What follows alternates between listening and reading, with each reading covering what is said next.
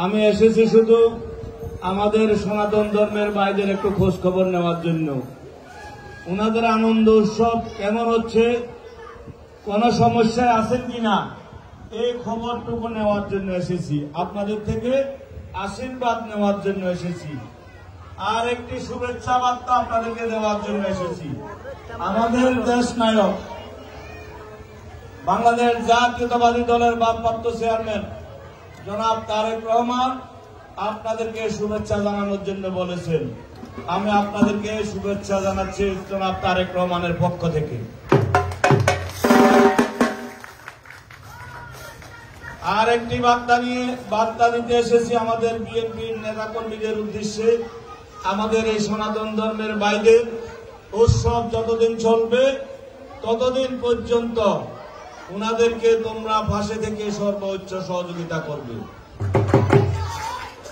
দল যতদিন থাকবে ততদিন আমরা সনাতন ধর্মের ভাইদের পাশে থাকব। আর আপনারা কেমন আছেন এই খবরটুকু নেওয়ার জন্য এসেছি। আপনারা কেমন আছেন দাদারা? ভালো আছেন?